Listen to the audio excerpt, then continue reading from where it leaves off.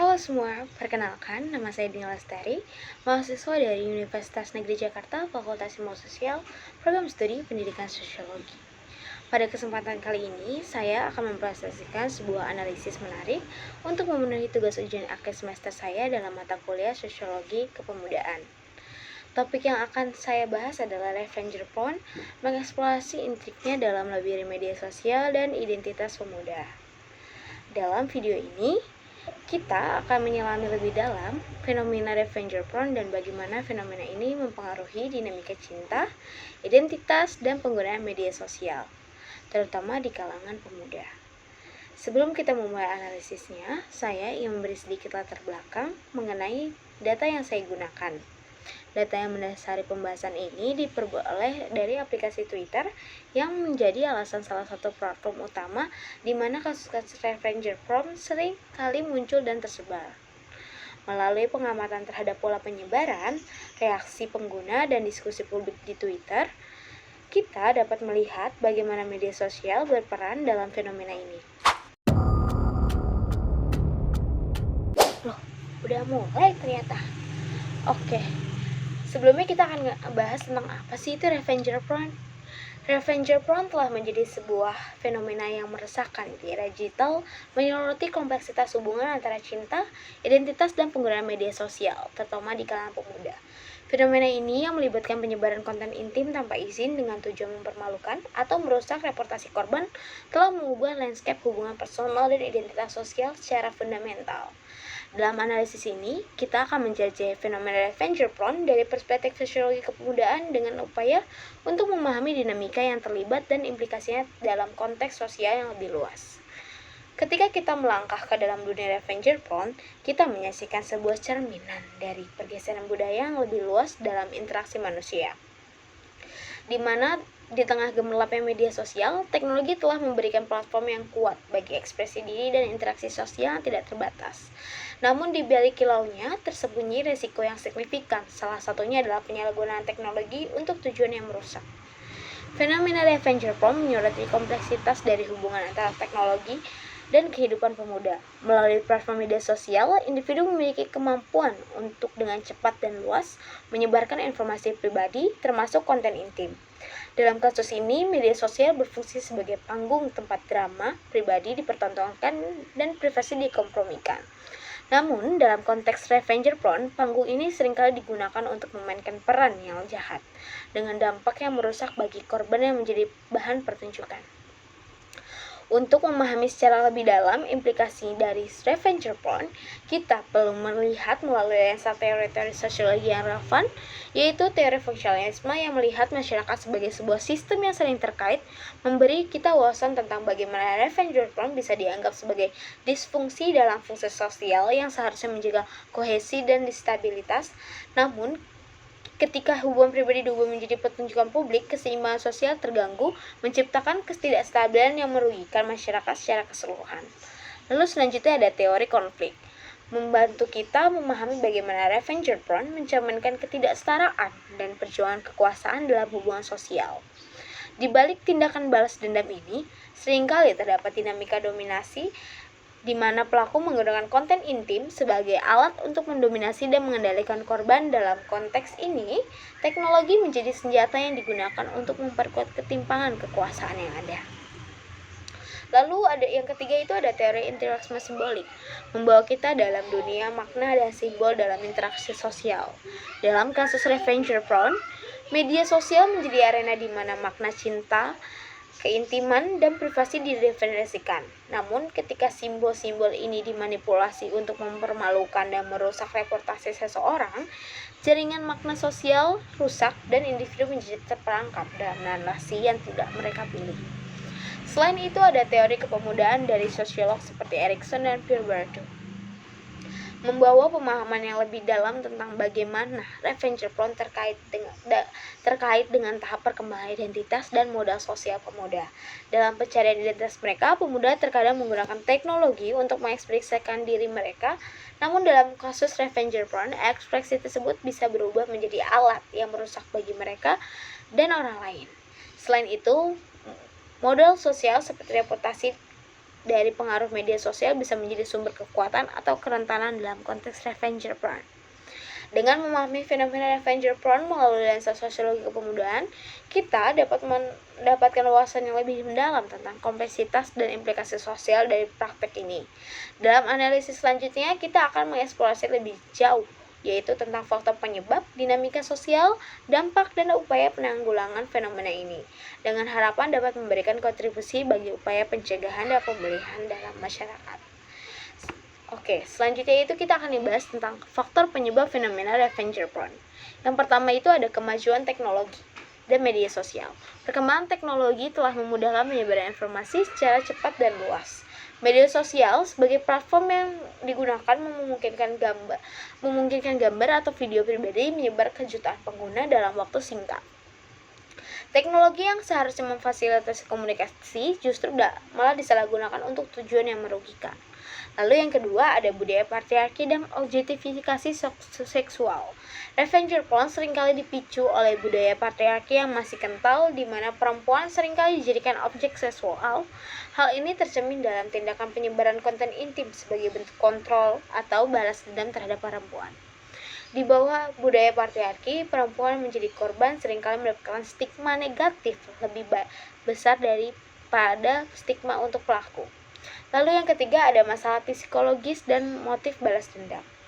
Pelaku revenge porn seringkali didorong oleh perasaan dendam atau kemarahan, terutama dalam konteks hubungan yang berakhir buruk.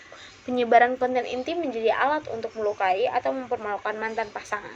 Sifat anonimitas dan kemudahan berbagi di dunia maya membuat pelaku merasa lebih aman melakukan tindakan tersebut. Lalu yang keempat ada kurangnya edukasi digital. Rendahnya kesadaran dan akan etika digital dan dampak jangka panjang dari tindakan tersebut berkontribusi pada maraknya revenge porn. Kurangnya edukasi mengenai keamanan digital dan privasi pribadi membuat banyak individu tidak memahami risiko dan konsekuensi dari berbagai konten pribadi. Lalu selanjutnya kita akan membahas tentang dinamika sosial dalam revenge porn. Yang pertama itu ada norma sosial dan perilaku digital. Norma sosial dalam dunia maya berbeda dengan norma sosial dalam dunia nyata. Anonimitas dan jarak fisik dalam komunikasi digital seringkali mengurangi rasa tanggung jawab individu terhadap tindakan mereka. Ini memungkinkan perilaku yang tidak terima dalam interaksi langsung menjadi lebih lazim di dunia maya, termasuk penyebaran konten merugikan bagi orang lain. Lalu yang kedua ada kekuatan media sosial dalam penegakan sosial. Media sosial memainkan peran ganda dalam kasus revenge porn. Di satu sisi, platform ini bisa digunakan untuk menyebarkan konten tanpa izin, tetapi di sisi lain media sosial juga dapat digunakan sebagai alat untuk memperjuangkan keadilan bagi korban. Kampanye kesadaran dan dukungan online telah membantu banyak korban mendapat dukungan psikologis dan advokasi hukum. Lalu yang ketiga ada peran komunitas online. Komunitas online baik yang positif maupun negatif mempengaruhi dinamika revenge porn. Komunitas negatif mungkin mendukung atau menasionalisasikan tindakan tersebut, sementara komunitas yang lebih sehat menyediakan ruangan dukungan dan berbagi informasi bagi korban. Solidaritas komunitas dapat berperan penting dalam pemberian dukungan dan melawan penyalahgunaan. Lalu selanjutnya itu ada perspektif cinta dan hubungan dalam kehidupan pemuda. Pemuda menjalani fase pencarian jati diri di mana mereka membangun identitas dan relasi melalui pengalaman cinta dan hubungan. Dukungan menunjukkan bahwa cinta pada pemuda memiliki berbagai bentuk dan motivasi yang mempengaruhi bagaimana mereka menjalani dan menanggapi hubungan tersebut. Nah, yang pertama itu ada jenis-jenis cinta. Jenis-jenis cinta itu dibagi menjadi dua. Yang pertama itu ada eros, yaitu menekankan daya tarik fisik dan hubungan yang intens secara seksual. Tindakan revenge porn seringkali melibatkan penyebaran gambar atau video yang bersifat intim yang pada awalnya mungkin dikaitkan dengan jenis cinta eros. Lalu yang kedua ada cinta mania. Nah, cinta yang obsesi dengan penuh cemburu. Kasus revenge porn seringkali melibatkan motif balas dendam dari pasangan yang merasa dikhianati atau tersingkir, menunjukkan cinta ini bersifat dari destruktif. Lalu yang kedua itu ada fase hubungan. Nah, di fase hubungan ini revenge itu masuk ke post relationship. Karena biasanya terjadi pada fase ini ketika salah satu pihak merasa marah atau ingin menghancurkan reputasi mantan pasangan. Itu pasti ada di fase ini. Lalu ada perspektif gender dan ketidakadilan sosiologi pemuda, dan juga mengeksplorasi bagaimana konstruksi gender mempengaruhi dinamika cinta dan hubungan. Pemuda sering mengalami kebingungan peran gender dan sering berada dalam posisi subordinat, terutama perempuan. Yang pertama itu ada konstruksi sosial gender. Perempuan itu sering kali menjadi korban revenger karena posisi sosial yang lebih lemah dan subordinat. Ini mencerminkan ketidakadilan gender di mana perempuan diperlakukan sebagai objek kepemilikan dalam hubungan. Lalu yang kedua ada seksualitas dan dinamika kultural. Seksualitas pemuda dipengaruhi oleh berbagai dimensi sosial dan kultural. Revenge porn memperlihatkan bagaimana norma-norma seksual berubah dapat digunakan untuk mendalikan dan menghancurkan korban. Lalu yang ketiga ada media sosial sebagai ruang sosial. Media sosial berperan penting sebagai ruang di mana pemuda membangun identitas dan interaksi mereka. Ruang ini memiliki representasi dari diri dan interaksi yang sebelumnya tidak mungkin dengan ruang fisik. Nah, ini tuh dibagi menjadi dua. Yang pertama itu ada identitas digital. Pemuda menggunakan media sosial untuk membangun dan mengelola identitas mereka.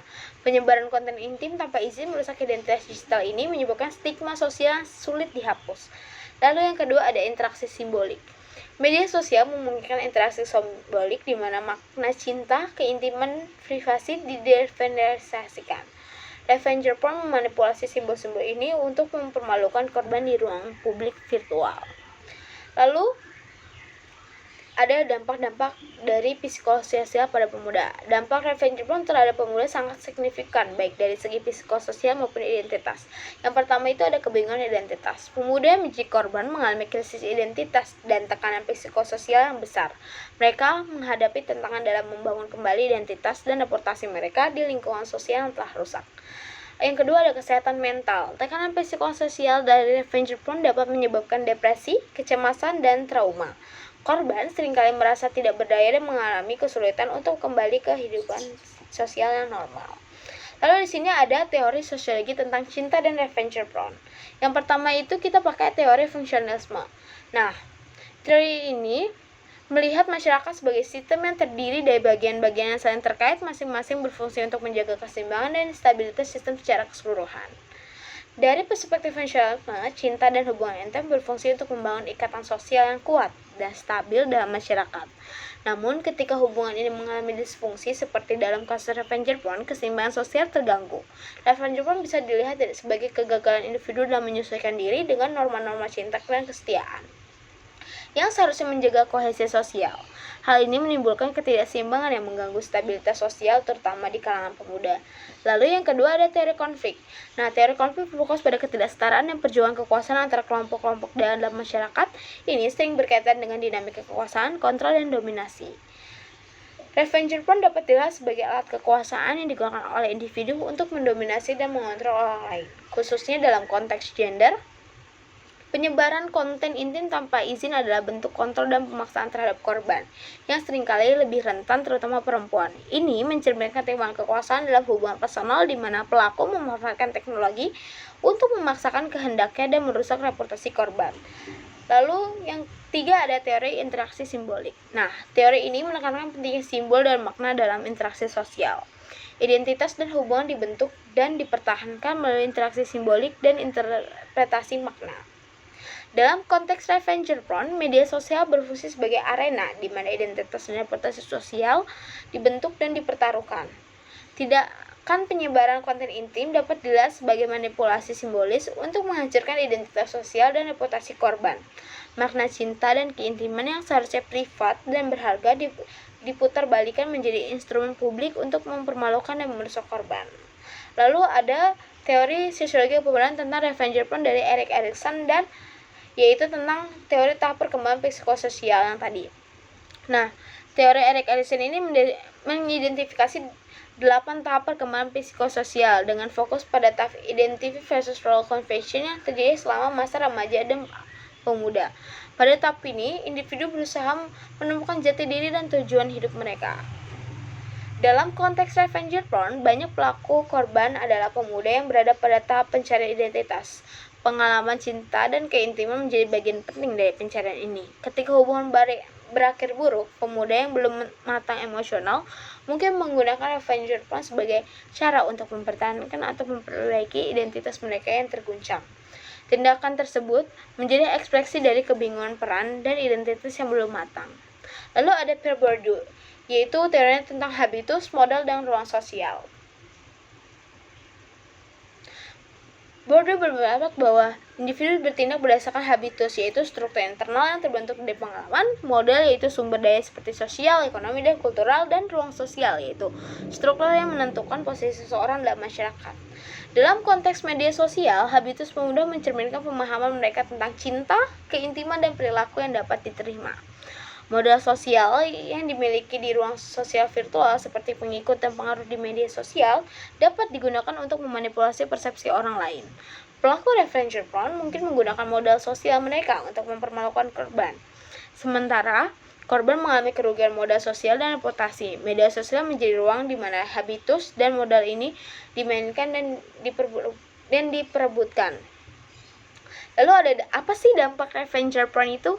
Yang pertama tadi adalah dampak psikologis pada korban.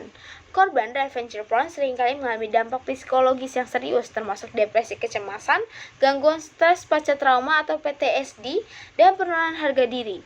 Rasa malu, takut, dan stigma sosial yang dihadapi korban dapat memperburuk kondisi mental mereka, yang mengakibatkan isolasi sosial dan kesulitan dalam membangun hubungan yang baru. Lalu yang kedua itu ada konsekuensi sosial dan ekonomi. Selain dampak psikologis, korban juga menghadapi konsekuensi sosial dan ekonomi. Kehilangan pekerjaan, gangguan dalam pendidikan, dan kesulitan dalam mencari pekerjaan baru adalah beberapa contoh dampak ekonomi yang bisa dihadapi. Dampak sosial termasuk perusakan reputasi dan hubungan sosial, baik di dunia nyata maupun online. Lalu yang ketiga ada reaksi masyarakat dan hukum. Masyarakat seringkali bereaksi dengan mengutuk pelaku dan menyayangkan korban, namun stigma dan prasangka terhadap korban masih sering terjadi, terutama jika masyarakat menyalahkan korban karena dianggap kurang berhati-hati. Secara hukum, beberapa negara telah mengadopsi undang-undang yang mengkriminalkan penyebaran konten tanpa izin, meskipun penegakannya masih memiliki tantangan. Lalu, gimana sih upaya untuk penanggulangan atau pencegahan dari revenge porn ini? Yang pertama itu ada edukasi dan kesadaran, yaitu meningkatkan kesadaran tentang etika digital, privasi, dan dampak dari revenge porn. Melalui program edukasi di sekolah, kampus, dan komunitas online adalah langkah penting. Edukasi tentang keamanan digital juga harus menjadi bagian dari kurikulum untuk mengurangi risiko dari kalangan generasi muda. Lalu yang kedua ada dukungan psikologis dan hukum bagi korban. Penyediaan layanan dukungan psikologis dan advokasi hukum yang mudah diakses bagi korban revenge porn dapat membantu mereka pulih dari trauma.